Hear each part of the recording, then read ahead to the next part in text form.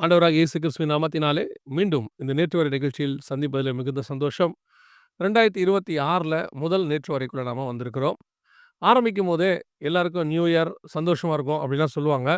ஆனால் உலகத்துக்கு அப்படி இருந்துச்சான்னு பார்த்தீங்கன்னு சொன்னா, 3ஆம் தேதி ரொம்ப பரபரப்பான சம்பவங்கள்லாம் நடந்துச்சு. உலகமே அச்சப்படக்கூடிய ஒரு சம்பவம் நடந்துச்சு. என்ன நடந்துச்சு? அத நம்ம பார்க்க போறோம். அது ஒரு பெரிய மாற்றத்த உலகத்துல கொண்டு வரப்போது. வாங்க என்னன்னு பார்க்கலாம்.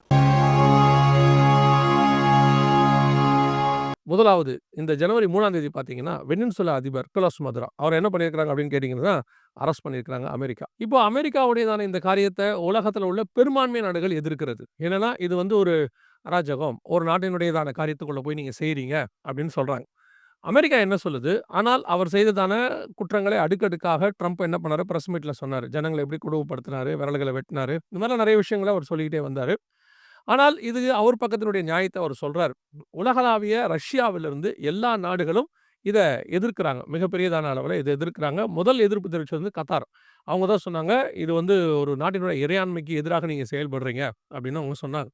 சரி, இது வந்து உலக பிரகாரம் நடக்கிற ஒரு சம்பவம். ஆனால் இதுக்கு பின்னாடி என்ன ஒரு காரியம் இருக்க வாய்ப்பு இருக்கிறது? அதைத்தான் நம்ம நேற்று வரையில முதலாவது பார்க்க போறோம். என்ன அப்படின்னு கேட்டீங்கன்னா, இந்த விஷயத்துல ட்ரம்ப் வந்து நெறைய நாடுகள பத்தி பேசிக்கிட்டே இருந்தாரு. கிரீன்லாண்ட பத்தி பேசினாரு. கனடாவ பத்தி பேசினாரு. எங்களுடைய எல்லைக்குள்ள நாங்க கொண்டு வரப்போறோம் அப்படின்னு சொல்லி. அதாவது அமெரிக்காவோட எல்லைய நாங்க பெருசாக்க போறோம். கனடா வந்து அவங்களுடையதான மாகாணத்துல ஒரு மாகாணமா நாங்க மாத்தப் போறோம். கிரீன்லாண்ட் எங்களுக்கு வேணும். இப்படிலாம் நெறைய சொல்லிக்கிட்டே இருந்தாரு. நடுவுல அதுக்கப்புறம் கொஞ்சம் பின்வாங்குனாரு. இதெல்லாம் நடந்துச்சுன்னு வச்சுக்கோங்களேன். ஆனா திடீர்னு வெனின்சுலா மேல கை வைக்கிறதுக்கு என்ன காரணம் அப்படின்னு பார்த்தீங்கன்னா, வெனின்சுலாவோட ஏற்கனவே அவருக்கு நெறைய பிரச்சனை இருந்துச்சு. போன ட்ரிப் வரும்போதே வெனின்சுலாவ பத்தி அவர் பேசியிருந்தார். ஆனால் நாம் பார்க்கிற விதம் என்ன அப்படின்னு கேட்டீங்கன்னு சொன்னா, இதுவரைக்கும் ரஷ்யாவுடைய நட்பு நாடுகள், பயங்கர குளோஸ் ஃபிரெண்ட்ஸ் அப்படின்னு சொல்லக்கூடிய நாடுகள்ல 4வது பெரிய நாடு இப்பொழுது அடிக்கப்பட்டிருக்கிறது. முதலாவதாக நீங்க பார்த்தீங்கன்னு சொன்னா, 2003ல ஈராக் சதாம் ஹுசேன அவங்க வந்துட்டு பிடிச்சாங்க. 1991ல சதாம் ஹுசேன் குவைத்த பிடிச்சாரு. அத பேஸ் பண்ணி அதுக்கப்புறம் அந்த வார் நடந்து எல்லாம் முடிஞ்சுச்சு. அதுக்கப்புறம் திருப்பி சதாம் ஜெயிச்சு வந்துட்டாரு. ஆனா 2003ல சதாம ஒரு இடத்துலருந்து அவங்க அரெஸ்ட் பண்ணாங்க. அப்பவுமே அது வந்து விமர்சனத்துக்கு உள்ளாக்கப்பட்டது. அது எப்படி ஒரு நாட்டுடைய அதிபர நீங்க பிடிக்கலாம் அப்படின்னு சொல்லி. ஆனால் சதாமுக்கு அதுக்கு ஈக்குவலாக எதிர்ப்பு இருந்துச்சு உலகத்துல. சதாம் வந்து அடுத்து எல்லாத்தையும் பிடிக்க போறாரு. சதாம் ஹுசேன் பிடிக்க போறாருன்னு சொல்லி. ஆனா சதாம் ஹுசேன் ரஷ்யாவுடைய மிக நெருங்கிய நண்பர். 2வது அதுக்கு அடுத்து பார்த்தீங்கன்னு சொன்னா, 2011ல அப்படின்னு பார்த்தீங்கன்னு சொன்னா, லிபியாவுடைய கடாஃபி. அது மட்டும் இல்ல, எசேக்கியேல் 38ல இந்த லிபியாவ பத்தி இருக்கு. அவங்க ரஷ்யா கூட வரணும்னு இருக்கு. ஸோ அங்க ஒரு பெரியதான காரியம் செய்யப்பட்டு, உள்நாட்டு கலவரம் ஏற்படுத்தப்பட்டு, புரட்சி ஏற்படுத்தப்பட்டு, கடாஃபி அங்கே அவர்கள் மக்களால் கையினாலே கொலை செய்யப்பட்டார். 3வது 2024ல சிரியாவுடையதான பஷர் அல் அசாத் அப்படின்னு சொல்லக்கூடியதானவர். இவர் ரொம்ப வருஷமா அங்க இருக்கிறார். ஆனால் இவர் வந்து ரஷ்யாவுடைய நெருங்கிய நண்பர். இப்போ கூட அவர் ரஷ்யால தான் இருக்கிறாரு. அதாவது உள்நாட்டு கலவரம் ஏற்பட்டு, அவருக்கு புரட்சி வெடிச்சு, அங்கிருந்து அவர் ஓடி போய் இப்ப எங்க இருக்காருன்னா, ரஷ்யாவுல இருக்கிறார். இப்போ வெனின்சுலா. இவர் யாருன்னு கேட்டீங்கன்னு சொன்னா, நிக்கோலஸ் மதுரோ. இவரும் வந்து த தென் அமெரிக்கா நாட்டுல இருக்கக்கூடியவர் தான். லத்தீன் அமெரிக்கான்னு சொல்லுவாங்க. அங்க இருக்கக்கூடியவர் தான்.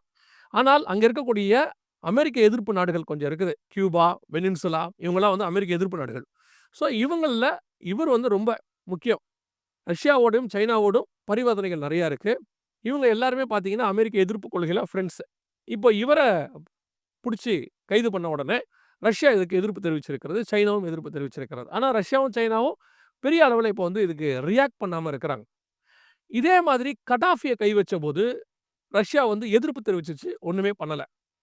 இப்போ 4 நாடு ஆயிருக்குது. ஈராக் ஆயிருக்கு, சிரியா ஆயிருக்கு, லிபியா ஆயிருக்கு, வெனின்சுலா ஆயிருக்கு. நான் இது வந்து தீர்க்க தரிசனத்துல உள்ளது. ஆனா, நான் யூகிக்கிறதுன்னு வச்சுக்கோங்க. இது இல்லாமயும் போகலாம். ரஷ்யாவ 6 துறடுகளால் உன்னை இழுத்துக் கொண்டு வருவேன்னு கர்த்தர் சொல்றாரு. அது எசேக்கியேல் 39ல அவன 6 துறடுகளால். இதுவரைக்கும் 4 ஃபிரெண்ட்ஸ் அவங்க வந்து எடுத்திருக்கிறாங்க. அது மட்டுமல்ல, ரஷ்ய அதிபர் ஈரான அடிக்கும்போது ஒரு வார்த்தை சொன்னாரு. என்ன சொன்னாரு அப்படின்னு கேட்டீங்கன்னா, "நீங்க இதுவரைக்கும் என் ஃபிரெண்ட்ஸ் எல்லாரையும் கை வச்சீங்க. நாங்க அமைதியா இருந்தோம். ஈரான் மேல கை வைக்கும்போது எங்களால அமைதியா இருக்க முடியாது." அப்படின்னு சொல்லி ஒரு ஸ்டேட்மெண்ட் குடுத்தாரு. அது மிகப்பெரிய 3ஆம் உலக யுத்தமாய் மாறும் அப்படின்லாம் கூட அவர் சொன்னாரு. அதற்கான ப்ரூஃப்ஸ் எல்லாம் நீங்க பார்க்குறீங்க. ஸோ, இப்ப நீங்க கவனிச்சீங்கன்னா, இந்த 4 நாடு ஏற்கனவே இதாயிருச்சு. அடுத்து ஈரானுக்கு நேராக அமெரிக்கா திரும்புகிறது. இப்போ இஸ்ரேலிய அதிபர் என்ன சொல்லியிருக்கிறார்ன்னா, விரைவில் அமெரிக்கா ஈரானை தாக்கும் அப்படின்னு சொல்லியிருக்கிறார். ஈரானும் என்ன சொல்லியிருக்குன்னா, இஸ்ரேலை நாங்கள் தாக்கப் போகிறோம். அவங்களும் சொல்லியிருக்கிறாங்க. லெபனான், அவங்க ஏமன் எல்லாரும் சேர்ந்து சொல்றாங்க, நாங்க தாக்கப் போகிறோம் அப்படின்னு சொல்றாங்க. ஸோ இப்போ ரஷ்யாவுடைய 5வது நட்பு நாடு தான் ஈரான். இன்னும் ஒரு நாடு இருக்கு, துருக்கி. இதுவும் ரஷ்யாவுடையதான நட்பு நாடு தான். ரஷ்யாவும் அவங்களும் ரொம்ப க்ளோஸ் ஃப்ரெண்ட்ஸ் தான். ஆனா இது யூரோப்குள்ள இருக்கிற நாடு. ஸோ இவங்க இது வந்து 6வது நாடு. இப்போ சொல்றேன், இது என்னுடையதான ஒரு கணிப்பு. இது வந்து தீர்க்க தரிசனம் இல்ல. இந்த 6 நாடுகளையும் கை வச்சு முடிக்கும் பொழுது இந்த காரியம் நடக்க வாய்ப்பு. இப்போ ஈரான் அடிக்க அவங்க ரெடி ஆயிட்டாங்க. துருக்கி ஏற்கனவே இஸ்ரேலோட கூட பிரச்சனையில இருக்கு. ஸோ இப்போ இது வரலாம் அல்லது வேறு காரியமும் இருக்கலாம். அந்த 6 துறடுகளுக்கு விளக்கமும் இருக்கலாம். இது நான் யோசிக்கிறது. ஸோ இப்போ இந்த நாடுகளை எல்லாம் கை வச்சுக்கிட்டே வராங்க. ஒரு இடத்துல ஈரான் அவங்க ஃபைனலா கை வைக்கும் பொழுது, அங்க இருக்கிற அணு உலைகள் அத்தனையுமே ரஷ்யாவுது. இப்ப ரஷ்யா அதற்கு எதிர்வினை ஆற்றும். இதுதான் அங்கே வரக்கூடிய மிக முக்கியமான காரியமாக இருக்க போகிறது.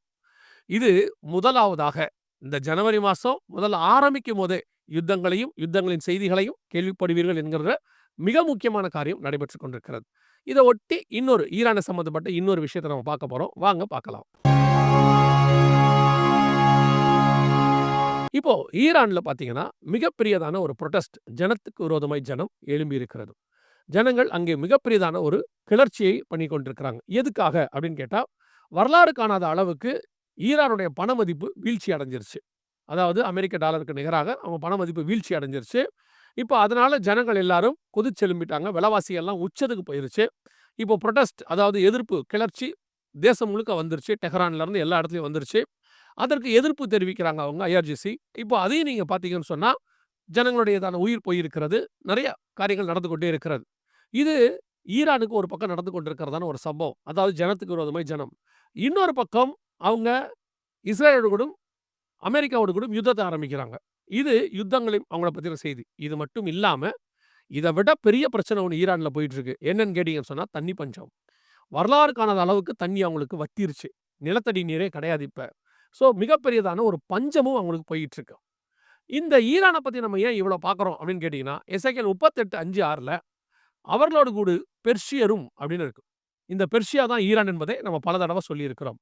இப்போ இந்த மைய இடத்துக்கு ஈரான் வந்து சேர்ந்துருச்சு.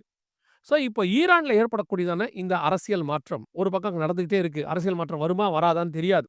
ஏன்னா இதே அயதுல்லா கொமேனி ஷா மன்னருக்கு எதிராக 1990கள்ல புரட்சி ஏற்படுத்தினார். அந்த புரட்சி ஏற்படுத்தி தான் அவர் ரஷ்யா துணையோடு தான் ஏற்படுத்தினார். ஏன்னா அந்த ஷா மன்னர் வந்து அமெரிக்க சப்போர்ட்டர். அந்த ரஷ்யாவுடைய துணையோடு கூட தான் இவர் ஏற்படுத்தினார்னு அப்பயே ஒரு பெரிய பேச்சு வழக்கு உண்டு. ஸோ இப்போ அயதுல்லா கொமேனிக்கு எதிராக கிளர்ச்சி ஆரம்பிக்கிறது. ஏறக்குறைய 30-40 ஆண்டு காலமாக அயதுல்லா கொமேனியினுடைய ஆட்சிகள் நடைபெற்றுக் கொண்டிருக்கிறது. ஸோ இப்போ மிக முக்கியமான ஒரு தருணத்துக்கு ஈரான் வந்து சேர்ந்திருக்கிறது.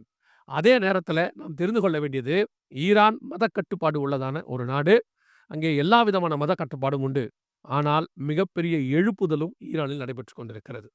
ஈரான்ல உள்ள நிறைய சாட்சிகளை நீங்க கேட்டீங்கன்னா, நேரடியாகவே தரிசனத்தினால் ரட்சிக்கப்பட்டவர்கள், சுவிசேஷம் சொல்ல முடியாது அங்க.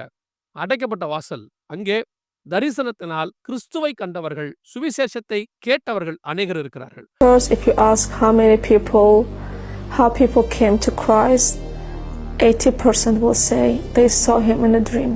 So I decided to ask him, and so I did. And then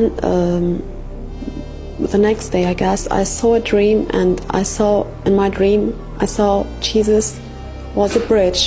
I decided to come to him. அநேகர் இடத்துல இந்த ஈரான்ல இப்போ வந்து மிகப்பெரிய ரிவைவலும் ஒரு பக்கம் போய் கொண்டிருக்கிறது. இவ்வளோ பெரிய கலவரத்துக்கு நடுவில் ஒரு எழுப்புதலும் அங்கே வந்துகிட்டு இருக்கு பாருங்களேன். ஸோ ஈரானுக்காக ஜெபிக்க வேண்டியது நம்முடைய கடமையாக இருக்கிறது. அடுத்து இன்னும் ஒரு மிக முக்கியமான விஷயத்தை நாம் பார்க்க போகிறோம். இப்போ பல்கேரியா, இந்த நாடு ஒரு மிக முக்கியமான வேலையை செஞ்சிருக்கு. என்னங்க பல்கேரியா பத்தி என்னன்னா, யூரோப்ல இருக்காங்க. இவங்க ஷெங்கன் கண்ட்ரீஸ்ன்னு சொல்லுவாங்க. அதாவது ஐரோப்பாக்குள்ள இருக்கிற நாடுகளுக்கெல்லாம் கூட்டமைப்புக்கு பேர் ஷெங்கன் ஒன்று உண்டு. யூரோப்பியன் யூனியன் வேறு, ஷெங்கன் வேறு. இந்த ஷெங்கன் என்பது ஒரு ஏறக்குறைய நிறைய நாடுகள் அடங்கியதான ஒரு இடம். அதில் உள்ள நாடுகள் தான் ஏற்படுத்த ஒரு யூரோப்பியன் கூட்டமைப்பு. இதில் இந்த யூரோப்பியன் கூட்டமைப்புக்குள்ள இன்னும் ஒரு 3-4 நாடுகள் வராமல் இருக்கு. ஐஸ்லாந்து வரல, அப்புறம் வந்துட்டு சுவிட்சர்லாந்து வரல. இந்த மாதிரி நிறைய நாடுகள், இன்னும் ஒரு 4-5 நாடுகள் தான் இருக்கு. இன்னும் உள்ளுக்குள்ள வராமல் இருக்காங்க. ஏற்கனவே 28 நாடுகள் இருக்கு. இந்த 28 நாடுகள்ல இந்த பல்கேரியாவும் ஒன்று. பல்கேரியாவுடைய பணத்துக்கு பேர் லேவுன்னு பேரு. அதை அவங்க மாத்தாம இருந்தாங்க. அவங்க தான் அதை யூஸ் பண்ணிட்டு இருந்தாங்க. ஆனால் இந்த ஷெங்கன் கண்ட்ரிக்குள்ள இருந்தாங்க. ஆனால் யூரோப்புக்குள்ள இப்போ அவங்க ஜாயின் பண்ணிட்டாங்க யூரோப்பியன் யூனியன்ல. இந்த ஜனவரி 1ஆம் தேதியிலிருந்து தங்களுடைய பணத்தை யூரோவுக்கு மாத்திக்கிட்டாங்க. அதாவது லேவும் இருக்கு, யூரோவும் இருக்கிறது. கொஞ்ச நாளைக்கு ஒரு 6 மாசத்துக்கு வரைக்கும். அதற்கு பிறகு இந்த பணமொழிப்பு முற்றிலுமாக ஒழிக்கப்படும். வெறும் யூரோக்குள்ள வந்துரும். 28 நாடுகள் அமைப்பாக மாறும். உக்ரைனும் உள்ள வரதுக்கு வெயிட் பண்ணிட்டு இருக்கு. ஒரு பக்கம் சுவிட்சர்லாந்து, ஐஸ்லாந்து இவங்கலாம் வர வெயிட் பண்ணிட்டு இருக்காங்க. அதோட ஐரோப்பா கண்டம் முழுக்க ஒன்றிய ஐரோப்பாவா மாறிடும். ஒரே கவர்மெண்ட்டுக்குள்ள வந்துரும். அடுத்து பார்த்தீங்கன்னா, ஆசியாவும், ஆப்பிரிக்காவும் தான் இருக்கும். ஏற்கனவே ஆசியாக்குள்ள அவங்க ஊடுருவிட்டாங்க யூரோப். இத பத்தி நம்ம வேற ஒரு நேற்று வரையில பார்க்கலாம். ஊடுருவிட்டாங்க. ஆப்பிரிக்காக்குள்ளேயும் அவருடையதான காரியங்கள் இருக்கிறது. ஸோ, இப்போ இவர்கள் ஒரு மிகப்பெரியதான எல்லை விஸ்தாரத்த பண்றாங்க. அதுல பல்கேரியாவும் இப்பொழுது முழுவதுமாய் மாறியிருக்கிறது.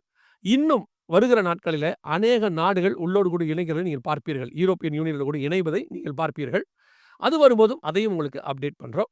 கடைசியாய் ஒரு காரியத்தை நாம் முடிக்கப் போகிறோம். இது ஏஐ டெக்னாலஜி இப்பொழுது பரிணாம வளர்ச்சி அடைஞ்சிருக்கு. எந்த இடத்துக்கு வந்திருக்குன்னு கேட்டீங்கன்னா, சீனா வியட்நாம் பார்டர்ல அந்த பார்டர் செக்யூரிட்டி ஃபோர்ஸ்ன்னு சொல்லுவாங்க. பிஎஸ்எஃப்ன்னு நம்மலாம் சொல்லுவோம் இங்க. அந்த மாதிரி இமிகிரேஷன், அந்த பார்டர் எல்லைகளை செக் பண்ணக்கூடியது, விசா, பாஸ்போர்ட் இதெல்லாம் செக் பண்றதுக்கு பார்டர் ஃபோர்ஸ்ன்னு சொல்லுவாங்க. அந்த பார்டர் ஃபோர்ஸ்க்கு முழுவதுமாக ஏஐ ரோபோட்டை பயன்படுத்த ஆரம்பிச்சுட்டாங்க. அங்க இருக்கக்கூடிய ராணுவ வீரர்கள் அவங்கெல்லாம் குறைச்சிட்டு அந்த இடத்துக்கு இப்போ இவங்கள கொண்டு வந்துட்டாங்க. ஏற்கனவே ரோபோ யூஸ் பண்ணி ராணுவம் இருக்கு அவங்களுக்கு. இப்போ ராணுவத்தை ஒட்டி இந்த இமிகிரேஷன் சிஸ்டம் அல்லது பார்டர் ஃபோர்ஸ் அதையும் உருவாக்கிக்கிட்டே இருக்கிறாங்க. இதெல்லாம் எதை குறிக்குது அப்படின்னு கேட்டிங்கன்னா, கொஞ்சம் கொஞ்சமாக மனிதன் மேல் ஆதிக்கத்தை இந்த ரோபோக்கள், ஏஐ டெக்னாலஜி கொண்டு வந்துகிட்டே இருக்கு. சமீபத்துல ஒரு மிக முக்கியமான காரியத்தை நண்பர் ஒருத்தர் பகிர்ந்து கொண்டார். அது இந்த ஏஐ டெக்னாலஜி அடுத்து இந்தியாவில, உலகளவில மிகப்பெரியதான ஒரு அச்சுறுத்தலாகவும், தாக்கத்தையும் ஏற்படுத்த போகுது. அது என்னங்கிறத ஒரு தனி நேற்று வரையில உங்களுக்கு நாங்க பகிர்ந்து கொள்ள விரும்புகிறோம். அதாவது அத வந்து விலாவரியா, டீட்டெயிலா சொன்னா தான் புரியும். அதோடு கூட கர்த்தருக்கு சித்தமானால், வருகை தாமதிக்குமானால் உங்களை நாங்கள் சந்திக்கிறோம். God bless you.